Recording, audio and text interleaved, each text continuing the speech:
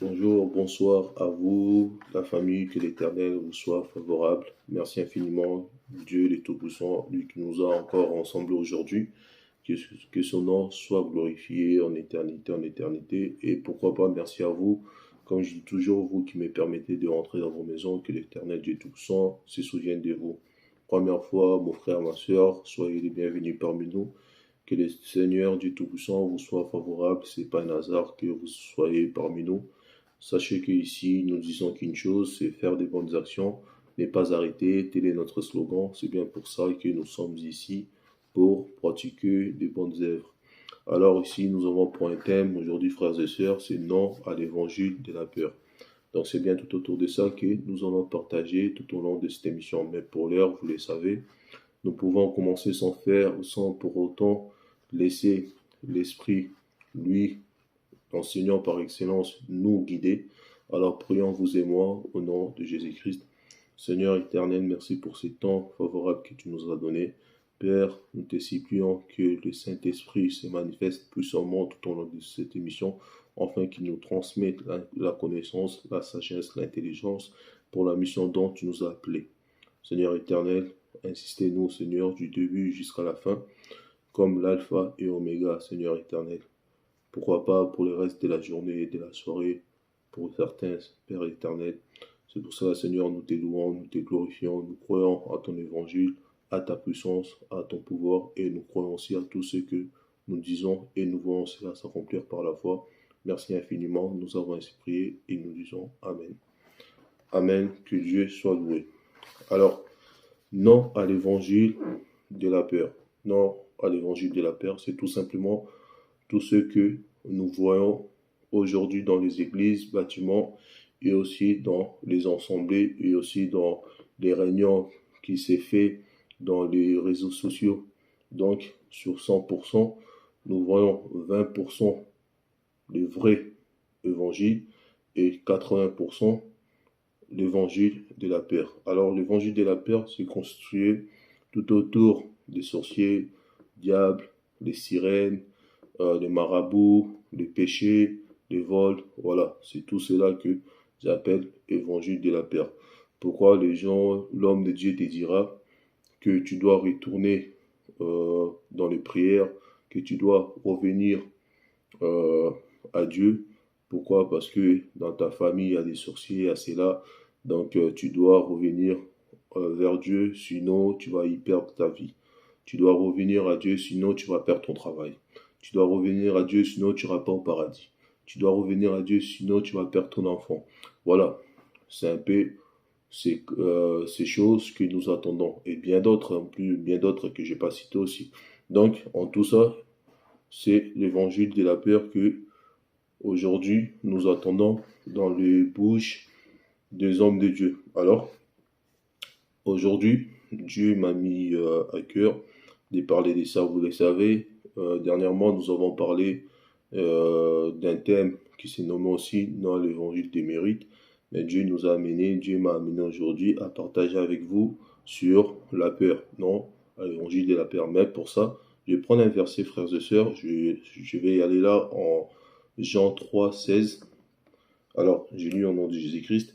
Car Dieu a tant aimé le monde qu'il a donné son Fils unique, afin que quiconque croit en lui ne périsse point, mais qui ait la vie éternelle. Alors, voilà. Qu'est-ce qu'il nous dit la Bible? Frères et sœurs, dans ces versets, moi je retiens que car Dieu a tant aimé le monde qu'il a donné son Fils unique. Donc, dans aimer, je vois l'amour. Donc, Dieu n'a pas envoyé son Fils par la crainte. Dieu n'a pas envoyé son Fils par les menaces pour que les gens aient peur de ces menaces-là et que les gens reviennent à lui. Non, Dieu a envoyé son Fils par l'amour qu'il avait pour le monde. Je dis toujours le monde là, c'est pas le monde cosmos, c'est le monde, les peuples de Dieu. Donc Dieu l'a envoyé par son grand amour. Mais vous allez voir aujourd'hui dans les églises, l'amour de Dieu n'est pas vraiment prêché. Les gens prêchent plutôt les sorciers, les marabouts, les deuxièmes mondes, les mondes astral.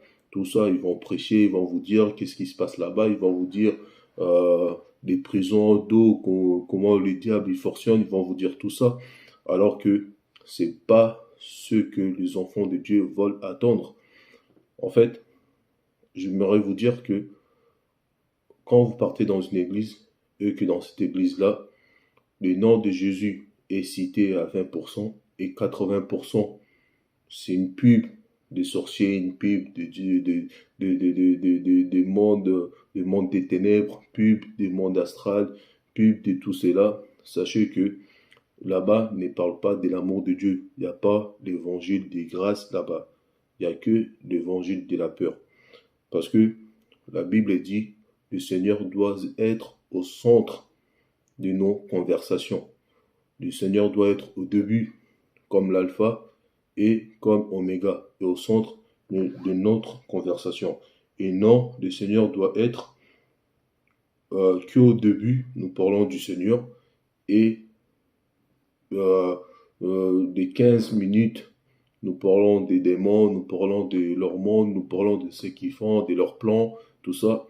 Et à la dernière minute, pour clôturer, nous allons dire le nom de Jésus, ensuite nous allons dire Amen. Non, frères et sœurs, cela n'est pas un évangile des grâces, c'est un évangile de la peur que l'homme de Dieu vous transmet.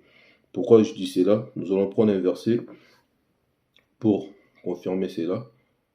Nous allons prendre un verset, frères et sœurs.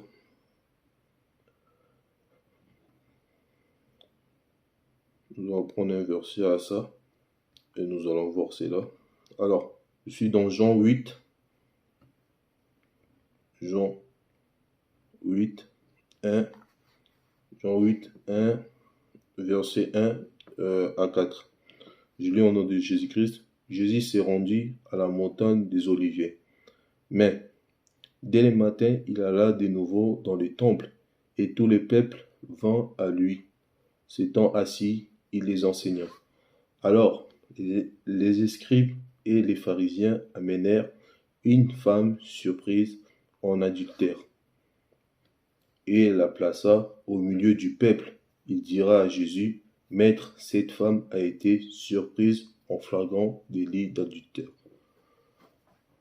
Ce que je vais vous faire remarquer par là, frères et sœurs, est que si vous lisez très bien Jean 8, de 1 à 4, vous allez voir que la Bible nous dit, Jésus se rendant à la montagne des Oliviers.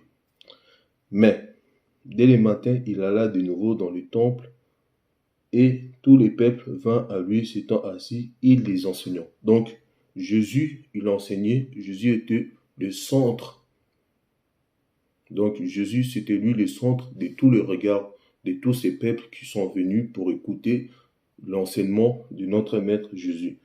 Mais vous allez remarquer, 3 nous dit, alors les scribes et les pharisiens amenèrent une femme surprise en adultère et la plaça au milieu du peuple. Il dira à Jésus, Maître, cette femme a été surprise en flagrant délit d'adultère. Vous voyez?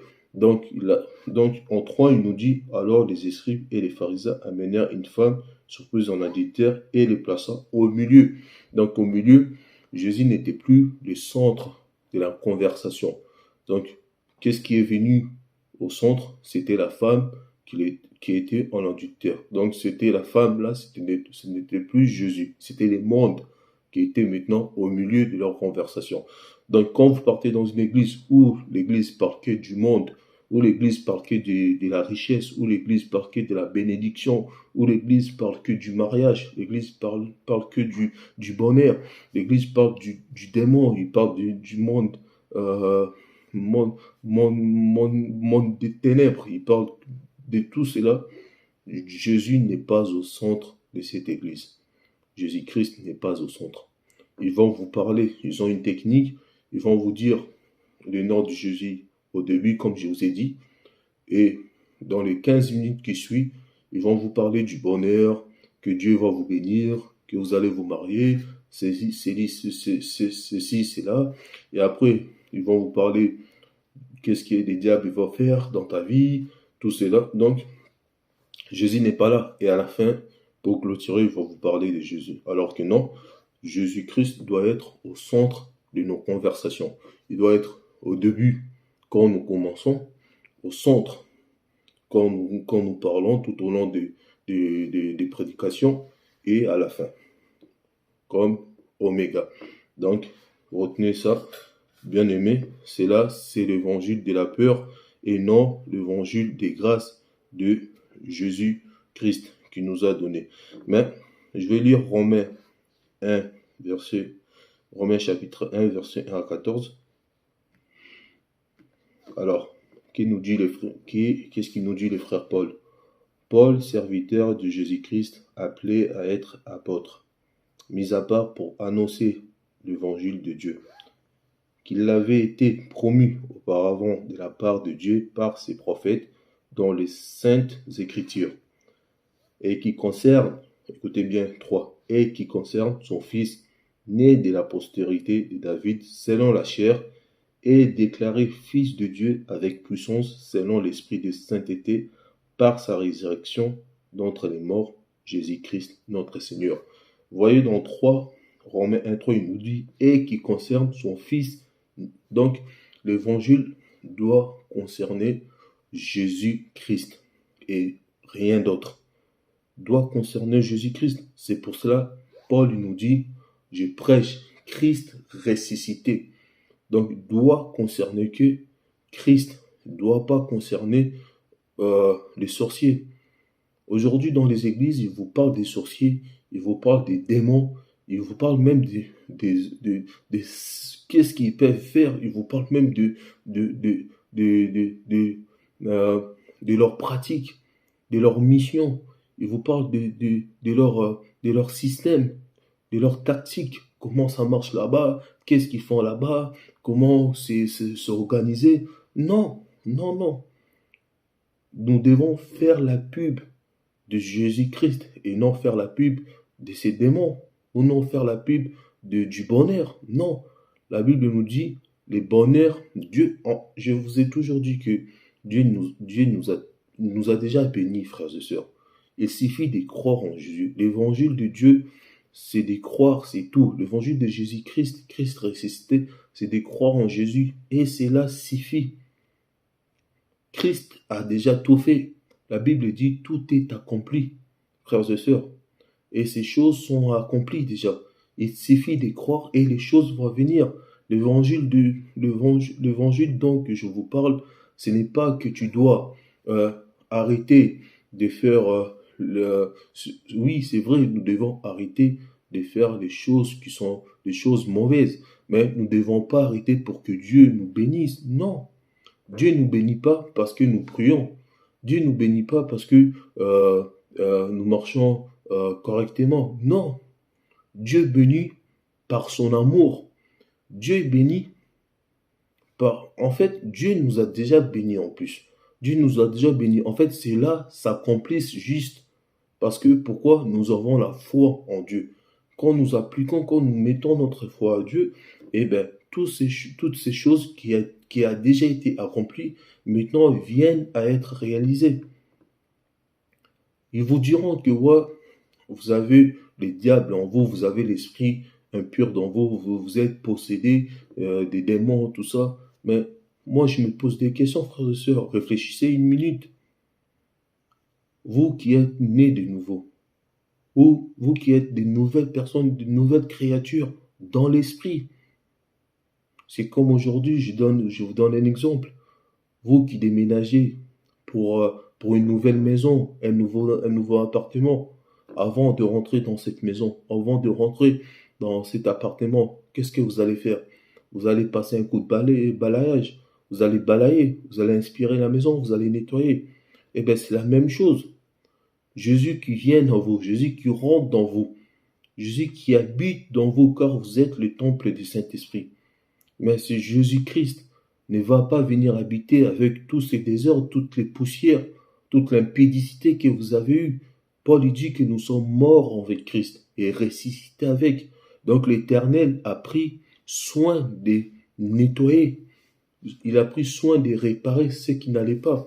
Et comment fait-il que lui qui a nettoyé tout cela, et maintenant il s'est assis dans nous, que notre corps est le temple du Saint-Esprit, et les diables l'esprit mauvais, l'esprit impur va venir aussi s'installer.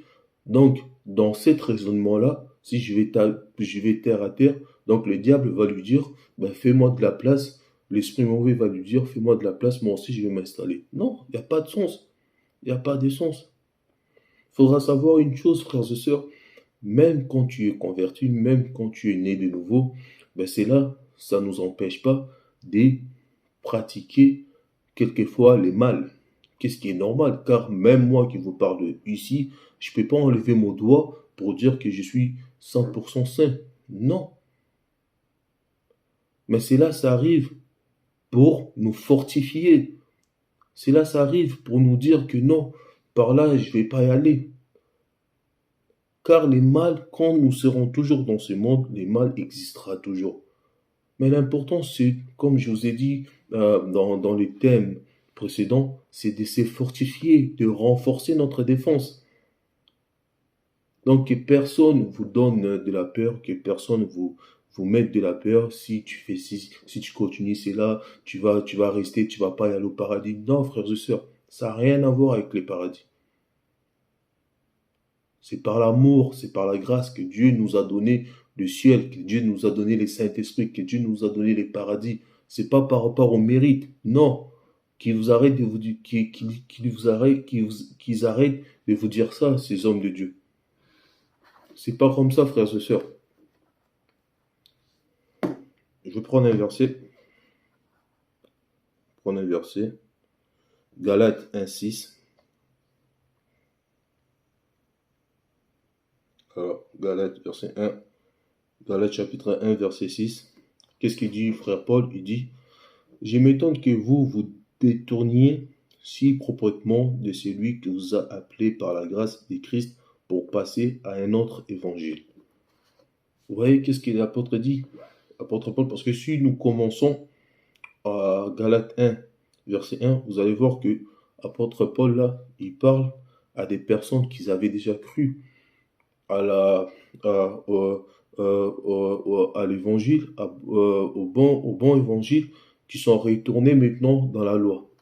Et il dit, je m'étonne, c'est comme aujourd'hui, je m'étonne, vous qui avez cru à la grâce et que vous vous détournez de la grâce pour croire à l'évangile de la peur, pour croire à ces personnes qui vous disent de quitter ceci, sinon Dieu va te frapper, de quitter ceci, sinon tu n'iras pas au paradis, de faire ceci. Non, mais aujourd'hui, si tu demandes à beaucoup de chrétiens, pourquoi priez-vous? On va poser des questions. Madame, pourquoi vous priez? Et il va vous répondre, ah, moi j'ai prié parce que je ne veux pas que les démons jouent avec mon esprit. En fait, la personne prie parce en fait, il vient à Dieu, pas pour l'amour de Dieu, mais il vient parce il a crainte des démons. Alors qu'il est né, la personne elle est née de nouveau. Tu vas poser une question à d'autres personnes. Pourquoi vous priez? Ah, j'ai prié parce que je veux que Dieu me bénisse. Et cette personne-là ne sait pas que Dieu lui a déjà béni. Donc, cette personne, pour lui, pour elle, la personne, donc il doit prier, il doit faire des œuvres avant que Dieu lui bénisse. C'est ça qu'ils vous disent à l'église. Alors que la Bible nous dit, nul ne sera justifié par ses œuvres. Tout est donné par la grâce.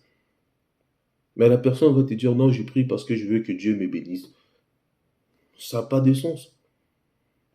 On va poser une autre question à la personne. Madame, monsieur, pourquoi vous priez? Ah, j'ai prié parce que je veux que quand Dieu revienne, que j'aille en paradis, j'ai peur d'aller en enfer. Mais non, il n'y a pas de sens, tu pries par la crainte.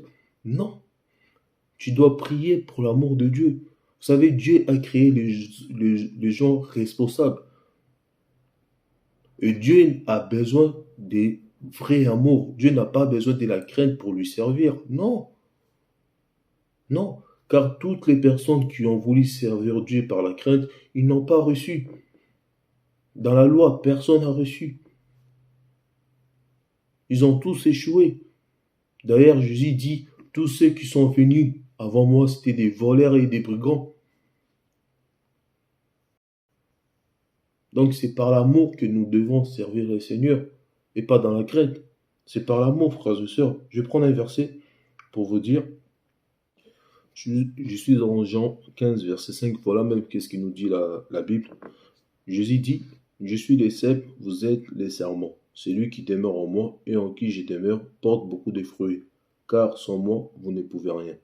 Frères et sœurs, moi quand j'entends ces versets, je vois tout simplement que notre nature a changé. L'homme animal que j'ai été, l'homme animal que tu étais, n'est plus. Car nous sommes morts avec Christ et nous sommes ressuscités avec Christ. Et réellement, moi qui avais la nature de faire le mal, la nature de pécher, aujourd'hui j'ai plus cette nature-là. Donc Christ qui habite en moi, Christ qui est amour, Christ qui est vérité, mais me ramène que à faire du bien. Christ me ramène à aimer. Christ me ramène à enfouir les mal, à fuir les péchés. Donc frères et sœurs, notre nature a changé. Je vais vous donner un exemple d'un chat. Peu importe l'immeuble, peu importe l'auteur où il va retomber toujours par ses pattes, car c'est ça sa nature.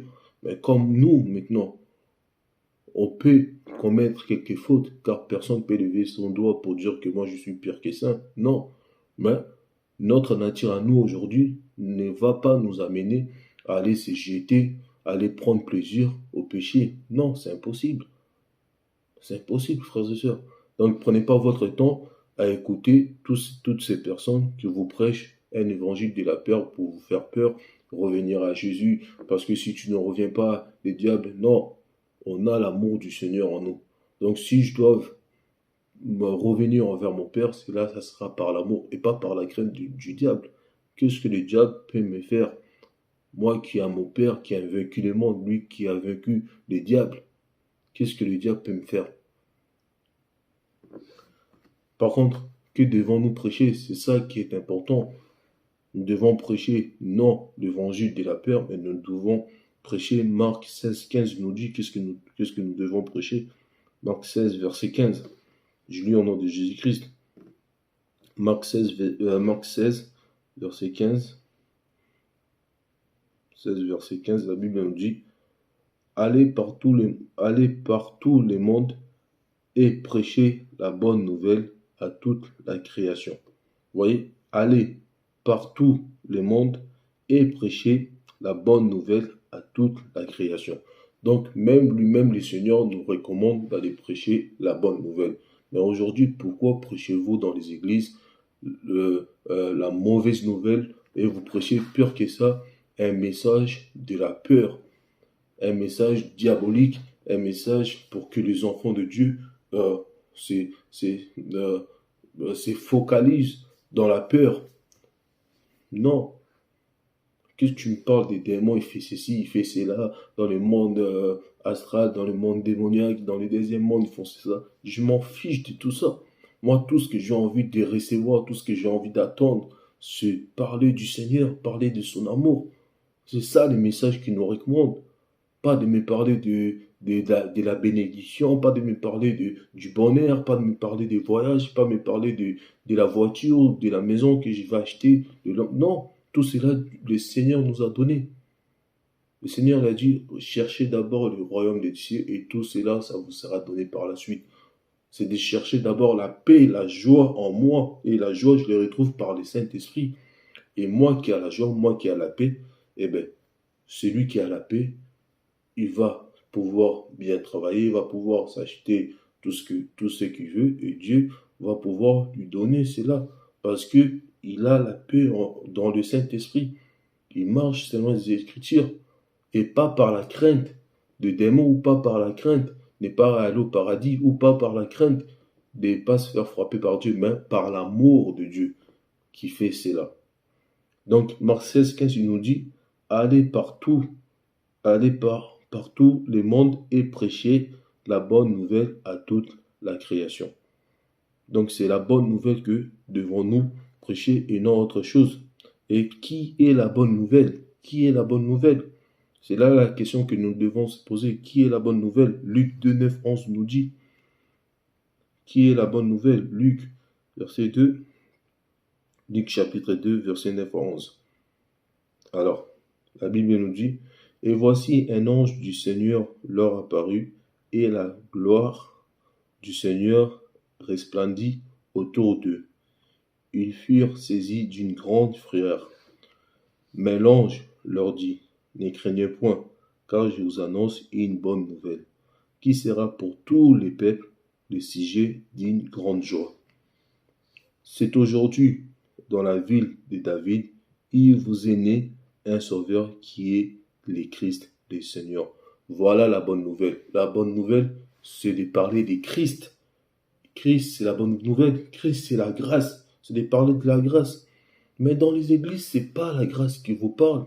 Il vous parle de la délivrance. Il vous parle des sorciers. Il vous parle des marabouts. Il vous parle des bonheurs. Il vous parle de ceci. Il vous parle de cela. C'est pas la bonne nouvelle, frères et sœurs. Il vous parle tout le temps des prophéties. C'est pas la bonne nouvelle. Ce n'est pas la bonne nouvelle. La bonne nouvelle, c'est Christ. La bonne nouvelle, c'est la grâce. Ça, c'est pas la bonne nouvelle, tout ce qu'il vous dit là. C'est pas la bonne nouvelle, frères et sœurs. Ce n'est pas ça, Dieu nous demande. Je vous ai dit dans Romains 1,3, on va y revenir. Romains 1, verset 3. Qu'est-ce qu'il nous dit la Bible? Et qui concerne son fils né de la postérité de David selon la chair. Romains 1,3. Je peux le relire, je l'ai lu tout à l'heure. Romains, je commence tout en haut, verset 1. Paul, serviteur de Jésus-Christ, appelé à être apôtre, mis à part pour annoncer l'évangile de Dieu, qui avait été promu auparavant de la part de Dieu par ses prophètes dans les saintes écritures, et qui concerne son Fils. Donc la bonne nouvelle, c'est la nouvelle qui concerne Jésus-Christ, Christ ressuscité. Et non, vous parlez des démons, non, vous parlez de Dieu va me bénir. Non, non, ça c'est pas la bonne nouvelle, frères et sœurs. C'est pas ça, tout ça c'est charnel. Tout ça c'est le monde et démoniaque. C'est pas la bonne nouvelle, frères et sœurs, qui vous parle. Alors, je vais prendre un dernier verset pour vous dire qu'est-ce qui contient la bonne nouvelle. Qu'est-ce qui contient la bonne nouvelle? Alors, 1 Jean 4, verset 9. 1 Jean 4, verset 9. Qu'est-ce qui contient la bonne nouvelle? Alors, la Bible nous dit, 1 Jean, verset 4, l'amour de Dieu a été manifesté envers nous. On sait que Dieu a envoyé son Fils unique dans le monde afin que nous vivions par lui. C'est ça la bonne nouvelle, frères et sœurs. Vivre dans le Dieu, vivre dans le Seigneur, sortir, prier Dieu, rentrer, merci Seigneur, j'ai à manger, je sanctifie la nourriture. Avant de dormir, Dieu protège-moi. Je m'élève, merci Seigneur. C'est ça la bonne nouvelle, vivre dans le Seigneur. Vivre, remercier le Seigneur. La Bible dit, dans toutes les circonstances, nous devons remercier le Seigneur. Que j'ai un décès chez moi, je dois glorifier le Seigneur. Que j'ai une bonne nouvelle qui me tombe dessus, je glorifie le Seigneur. J'ai vais à un rendez-vous d'un travail qui n'a pas marché, je glorifie le Seigneur. C'est ça, vivre dans le Seigneur. Il est dit, 1 Jean 4, verset 9, l'amour de Dieu a été manifesté envers nous. On sait que Dieu a envoyé son Fils unique dans le monde, afin que nous vivions par lui. Donc nous devons vivre par lui. C'est ça la bonne nouvelle, frères et sœurs. Et non, les démons, ils ont fait ceci. Quand tu vas au deuxième monde, il y a des sirènes comme ça, des mèches, les cabellos que vous portez, les tissages que vous mettez. Si tu arrêtes pas, tu vas y aller en enfer. Non, non, arrêtez avec cet évangile l'évangile de peur, de la peur que vous donnez aux enfants de Dieu. Non, frères et sœurs, non. Dieu sait comment il fait avec ses enfants. Dieu sait comment communiquer avec ses enfants. Et l'Esprit qui est en vous, le Saint-Esprit qui habite en vous. Et si une chose est mal, Dieu ne tente personne dans le mal. C'est pas vrai. Dieu ne tente personne dans le mal. Nous sommes tentés par notre propre convoitise, par notre propre désir. Mais Dieu ne nous tente pas. Et avant que les mal arrivent, Dieu ne permettra pas que nous soyons tentés au-delà de notre force. C'est qu'est-ce qu'il nous dit les Écritures. Que Dieu nous soit favorable. Merci infiniment à lui, le Seigneur éternel, de nous avoir accompagnés du début jusqu'à la fin. Je vous dis à bientôt, frères et sœurs, si c'est la paix à Dieu. Pour le reste, que Dieu nous assiste. Au nom de Jésus-Christ, merci infiniment. Je vous dis à bientôt. Au revoir.